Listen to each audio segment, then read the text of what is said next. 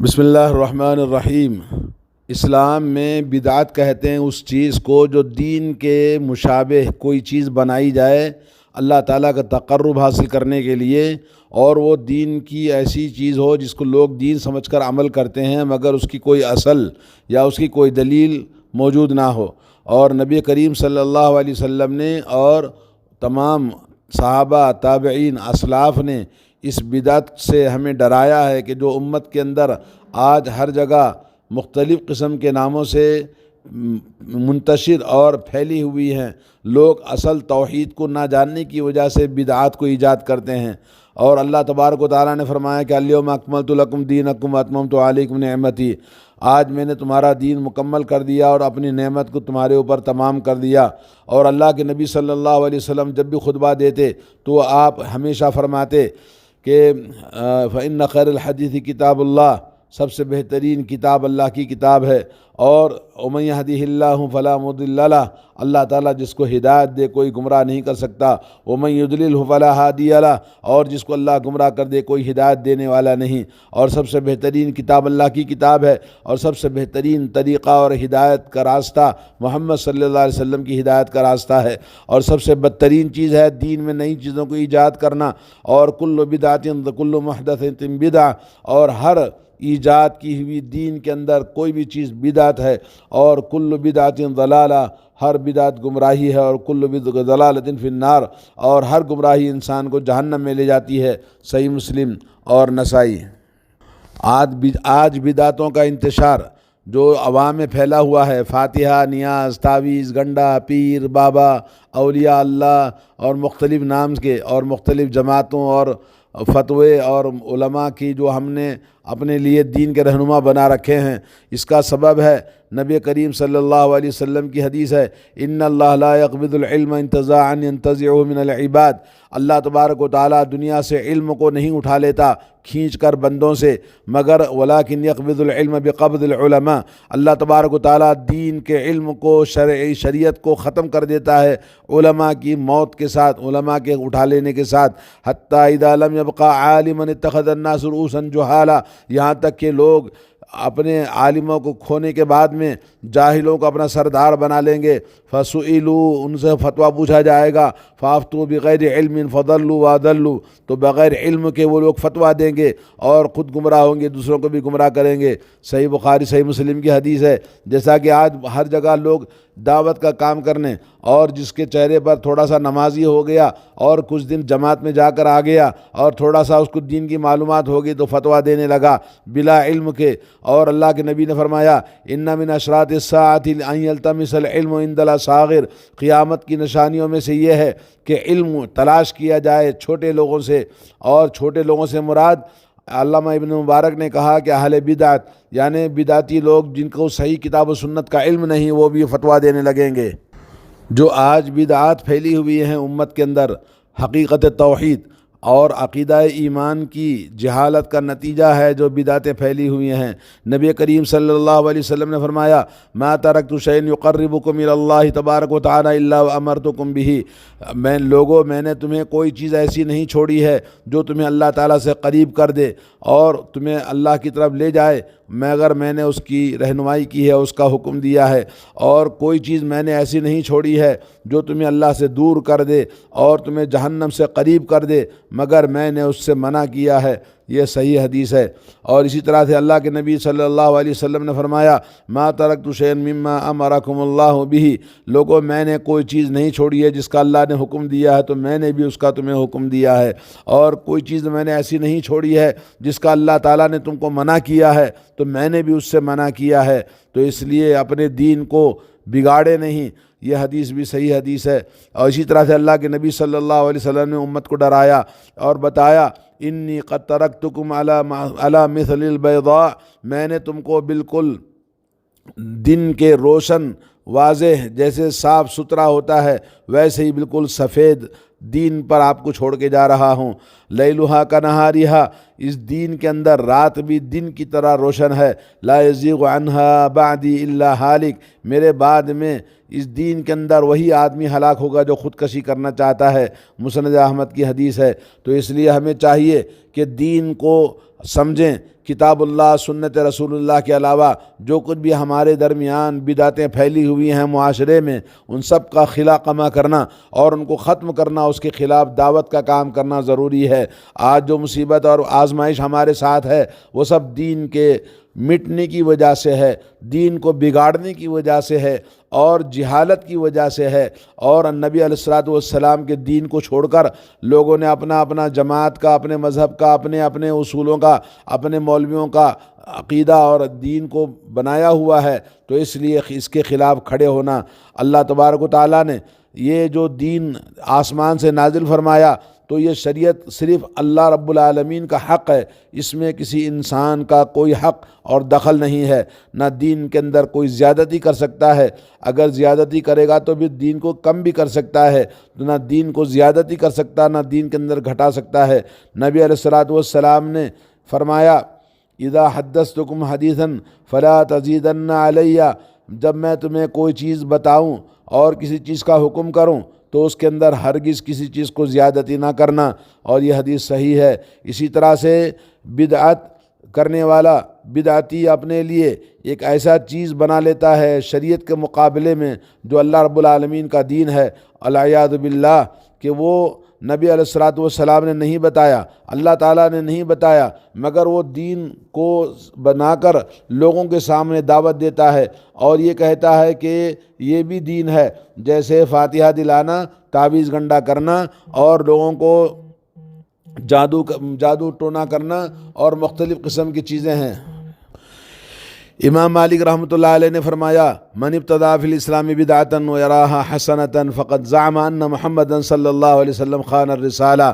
کہ جو شخص دین کے اندر کوئی بھی نئی چیز ایجاد کر لیتا ہے اور اس کو سمجھتا ہے کہ یہ اچھی چیز ہے، جیسے ختم کرنا، آیت کریمہ پڑھنا یا فاتحہ دلانا، تو امام مالک کہتے ہیں کہ گویا ایسا کرنے والا اس بات کا دعویٰ کرتا ہے کہ محمد صلی اللہ علیہ وسلم نے نبوت کے اندر خیانت فرمائی، کیونکہ اللہ تعالیٰ نے کہا میں نے تمہارا دین مکمل کر دیا، الیوم اکملت لکم دینکم، اور یہ کہتا کہ دین ابھی مکمل نہیں ہوا ہے، یہ بھی دین ہے، یہ بھی دین ہے، تو گویا نبی علیہ الصلوۃ والسلام نے اپنے دین کو مکمل نہیں چھوڑا۔ اس لیے دوستو اور بھائیوں، آج کوئی بھی عمل کرنے سے پہلے اس بات کی تحقیق کرنا ضروری ہے، آیا یہ چیز نبی کی صحیح سنت سے ثابت ہے، نبی نے کیا، صحابہ نے کیا، نبی کے زمانے میں موجود تھی یا نہیں، کیونکہ اللہ تبارک و تعالیٰ نے فرمایا وما اکثر الناس ولو حرصت بمؤمنین، سورہ یوسف آیت نمبر 103، کہ آپ چاہے جتنی کوشش کر لیں، جتنی خواہش کر لیں، اکثر لوگ امت کے اندر مومن نہیں ہوں گے۔ بدعت کو پہچاننے کے لیے شیخ الاسلام ابن تیمیہ رحمۃ اللہ علیہ نے ایک قانون بتایا ہے، وہ یہ ہے کہ دین کی اصل دو چیزوں پر اللہ تعالیٰ نے رکھی ہے، اور دین اصل نام ہے کس کا؟ عبادت کا۔ تو عبادت کرنے کے لیے دو چیزیں دین کے اندر اصل ہیں۔ پہلی چیز یہ کہ ہم اللہ وحدہ لا شریک کے علاوہ کسی کی عبادت نہ کریں، یہ اصل ہے دین کے اندر۔ اور دوسری چیز یہ ہے کہ اللہ رب العالمین کی عبادت کرنے کے لیے وہی ہم طریقہ اختیار کریں گے جو شریعت نے مقرر کیا ہے، جس کو نبی علیہ الصلوۃ والسلام نے بتایا ہے، اور اللہ رب العالمین کی عبادت بدعت سے نہیں کی جا سکتی۔ اور اصل میں عبادات کے اندر اس بات کا خیال رہے کہ بدعت کوئی بھی دین کے اندر وہ ہے جو شریعت نے رہنمائی نہیں کی ہے، نہ اس کی کوئی دلیل ہے، عادات لوگوں نے اپنے طور پر بنا لیا ہے، اور یہ بدعتیں انسان کو اصل دین سے ہٹا کر غلط چیزوں پہ لگا دیتی ہیں۔ اسی لیے دین کے اندر عمل کی اصل یہ ہے کہ کوئی بھی عمل صالح اللہ تعالیٰ کے پاس قبول ہونے کے لیے ضروری ہے کہ دو شرطیں اس کے اندر پائی جائیں۔ پہلی شرط یہ ہے کہ وہ بدعت ایجاد کیا ہوا عمل نہ ہو، یعنی وہ عمل سنت سے ثابت ہو، سنت نبی سے، صحابہ سے، تابعین سے، اور نبی کے زمانے میں وہ چیز موجود ہو، یعنی کتاب اللہ سنت رسول اللہ سے وہ عمل ثابت ہونا چاہیے۔ اور دوسری شرط یہ کہ وہ عمل کرنے والا اس کے اندر اخلاص پایا جائے۔ پہلی شرط اخلاص، دوسری شرط سنت نبی کے مطابق ہونا دونوں ضروری ہے۔ اللہ کے نبی صلی اللہ علیہ وسلم نے فرمایا من عمل عملا لیس علیہ امرنا فہو رد، اگر کسی نے ایسا عمل کیا جو ہمارے دین کے اندر دلیل نہ ہو تو وہ عمل باطل ہے۔ اور اسی طرح سے اگر من حدث فی امرنا ھذا ما لیس منہ، اگر دین میں کسی نے نئی چیز ایجاد کی ہے تو اس کا ایجاد کرنا جب دلیل نہ ہو تو وہ باطل ہے۔ جو سنتوں کو زندہ کرنے، نبی کے دین کو زندہ کرنے کی شدید ضرورت ہے معاشرے میں۔ اللہ کے نبی صلی اللہ علیہ وسلم نے فرمایا کہ بدأ الاسلام غریباً وسیعود غریبا، انسان دین کی ابتدا جب ہوئی تھی تو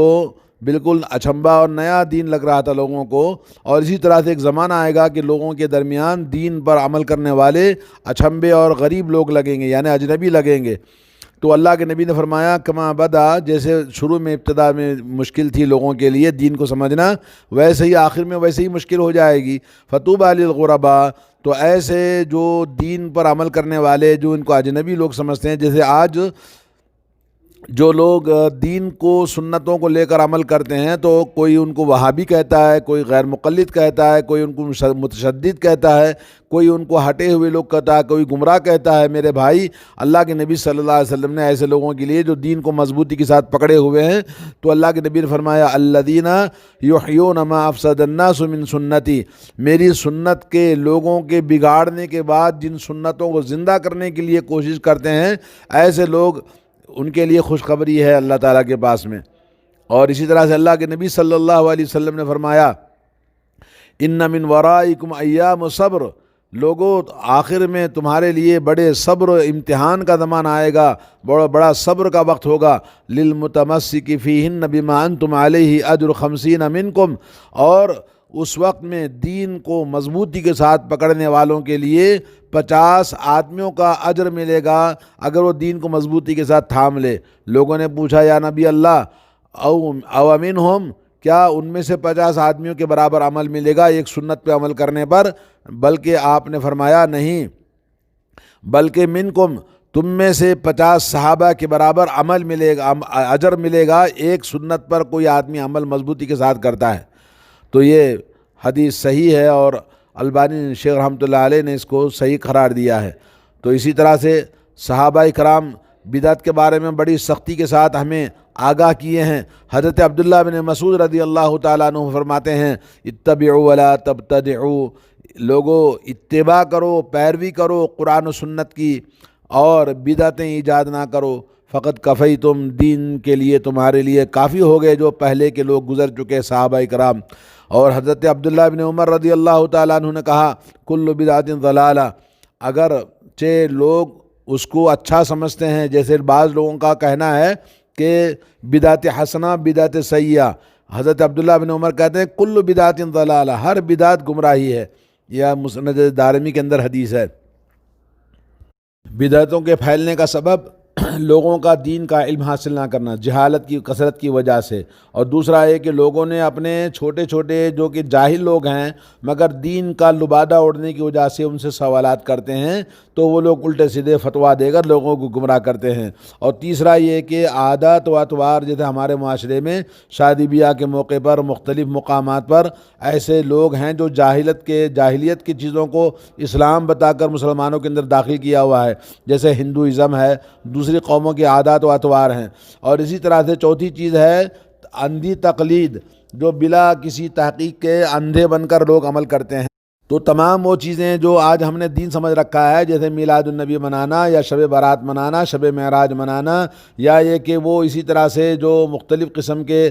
10واں 20واں چہلم کرنا، ختم قرآن کرنا، فاتحہ نیاز دلانا، تعویذ گنڈا کرنا، لال دھاگے کالے دھاگے بنانا، مزاروں پر جانا اور عرس اور میلے ٹھیلے منانا، اور فلاں عید کے نام سے میٹھے اور کھٹے کھانے پکانا، اور اسی طرح سے سلام کے بعد میں ہاتھ اٹھا کے دعا مانگنا، اسی طرح سے اور سلام کے بعد میں لوگ مسا کرتے ہیں، دعا کرنے کے بعد میں ایک دوسرے کو مصافحہ کرتے ہیں، چہروں پہ ہاتھ پھیرتے ہیں۔ یہ تمام چیزیں ایسی ہیں جس کا کوئی ثبوت نہیں ہے،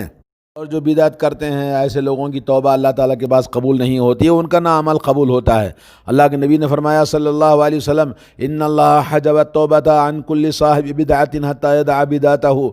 طبرانی نے روایت کی، ترمذی نے روایت کیا ہے، حدیث حسن ہے، صحیح ہے، کہ جو بھی انسان بدعت کا عمل کرتا ہے جب تک وہ توبہ نہ کرے اس کی توبہ اللہ تعالیٰ کے پاس قبول نہیں ہوتی ہے، یعنی بدعت کو نہ چھوڑے اس کی توبہ قبول نہیں ہوگی۔ نمبر 2، نبی علیہ الصلوۃ والسلام نے فرمایا کہ بدعت کا عمل کرنے والا وہ ملعون ہے، اللہ کی لعنت اس کے اوپر ہوتی ہے۔ اللہ کے نبی نے فرمایا دین کے اندر کسی نے نئی چیز ایجاد کر دی یا ایجاد کرنے والے بدعتی لوگوں کو اپنے پناہ دیتا ہے اور یہ کہتا ہے کہ جی یہ تو اچھا کام کر رہے ہیں، فعلیہ لعنت اللہ والملائکۃ والناس اجمعین، ان کے اوپر اللہ کی لعنت ہے، ملائکہ اور تمام لوگوں کی لعنت ہے۔ صحیح بخاری، صحیح مسلم۔ آخر میں ایک حدیث سناتا ہوں، نبی کریم صلی اللہ علیہ وسلم نے فرمایا الا ان من کان قبلکم من اہل الکتاب، سنو لوگو تم سے پہلے جو اہل کتاب گزرے ہیں انہوں نے اپنے آپ کو فرقوں میں بانٹا اور وہ 72 فرقوں میں بڑھ گئے تھے، اور ان هذه الامه ستفترق على 73، یہ امت محمدیہ 73 فرقوں میں بڑھ جائے گی اور ان میں سے 72 فرقے سب کے سب جہنم میں جائیں گے، الا واحدہ، ایک جنت میں جائے گی۔ اور فرمایا الا وہی الجماعہ، وہ جماعت ہے، یعنی کتاب اللہ سنت رسول اللہ پر جو قائم ہے وہ لوگ جنت میں جائیں گے۔ دوسری صحیح حدیث کے اندر ہے کہ ما انا علیہ واصحابی، آج میں اور میرے صحابہ جس راستے پر چلتے ہیں اس راستے پر چلنے والا جنت میں جائے گا۔ تمام مسلمان مرد ہو یا عورت ہو، عورتوں کے اندر بہت زیادہ بدعتیں گھروں کے اندر پھیلی ہوئی ہیں اور مرد ان کے انکار نہیں کرتے، ان کو اصلاح نہیں کرتے، تو آج ہمیں اللہ تعالیٰ توفیق عطا فرمائے کہ ہم اپنے آپ کی اور اپنے گھروں کی، اپنے اہل و عیال کی اصلاح فرمائیں۔ السلام علیکم ورحمۃ اللہ وبرکاتہ۔